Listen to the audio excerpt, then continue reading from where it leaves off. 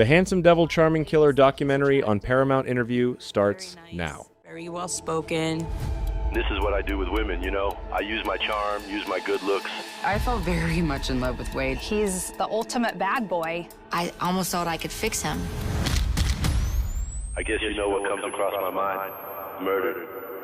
Just murder.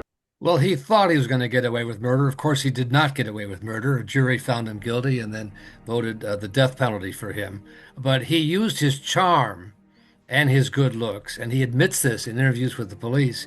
He used both of those to attract and seduce women, and that had been his lifestyle. In a way, his charm and his good looks were a curse for him. Who knows what he could have been if he wasn't so handsome and so charming, but he was, and he relied on that to get through life.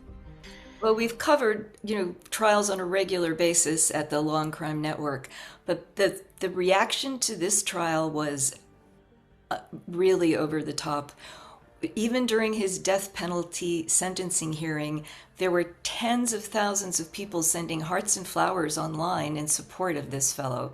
So this outpouring of interest and expressions of love, especially from an online audience around the world, was very unique and very interesting to examine what was behind that phenomena.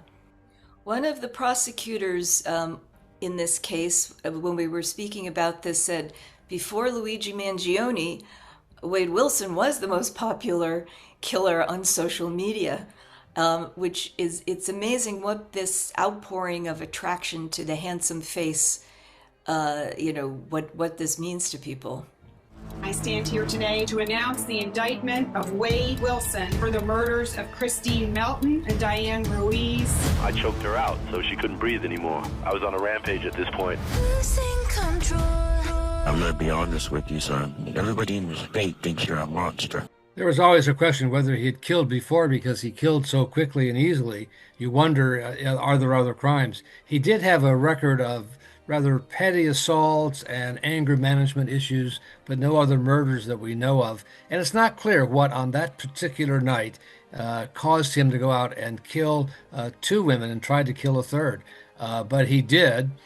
He later told his father that maybe it was the drugs, I don't know. And then he admitted he gets into a kind of rampage and something comes over him and all he can think about is murder, murder, murder. And he says himself, I become the devil at that point. His face was without tattoos when he was arrested. You can see in his mugshot. But as he spent time in jail awaiting trial, he began to add swastikas, and he tried to look like the Joker from Batman.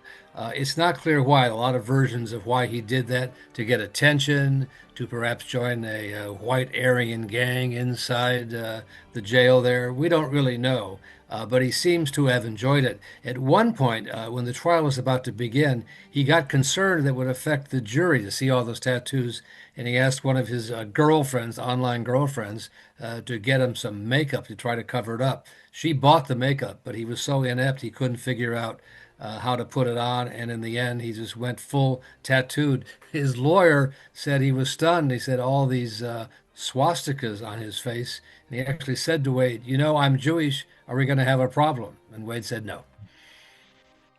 Well, it's interesting. It's a 3-hour series. There's over a million views of the trailer already, so it seems like his social media following is still very interested. And we hope members of the public at large will see this and have a different take and get some insight and perspective into this strange phenomena, as you say, of looking at these killers with handsome faces. We wanted to talk to Wade Wilson, and he actually agreed to be interviewed by me, but because he's such a bad inmate, he was on disciplinary status throughout the time, and still is, and under that status, no media interviews are allowed. So we weren't able to talk to him. I wanted to ask him why. Just tell us why. What were you thinking?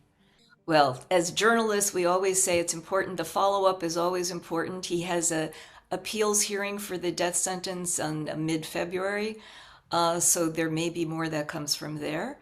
And, we'll see what develops.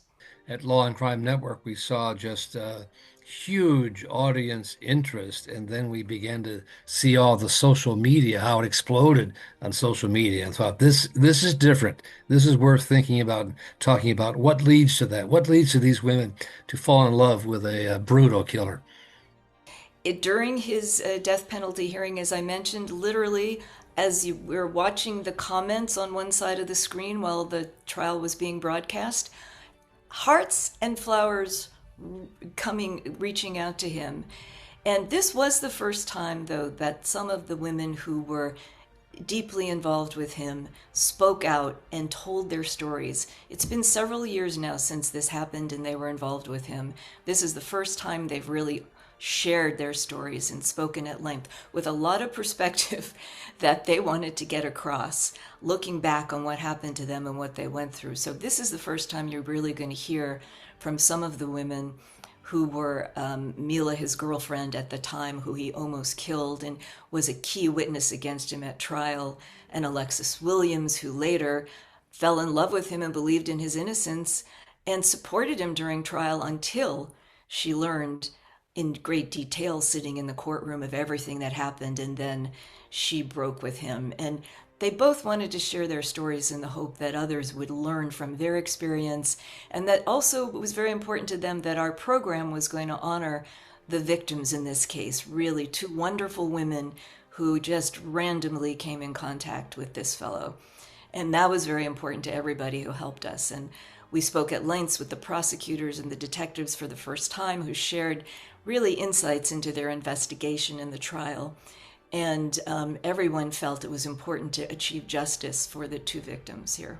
In the case of Wade Wilson, as Rhonda said, he's trying to appeal his death sentence, and Florida law is unique. It used to be a jury had to be unanimous, but that was changed to only 8 of 12 had to vote for it. That may or may not be constitutional. So some legal scholars think he has a shot to beat the death penalty. In any case, he will leave the prison dead. He's still pulling the strings from a jail cell. He's got an army of wives. That's all he's ever wanted. There's nobody behind those dark serial killer eyes. A rage overcomes me. Just kill, kill, kill. When I get that way, I become the devil. Yeah, I'm under your spell. I'm like a lion. You're the prey. I can sense it.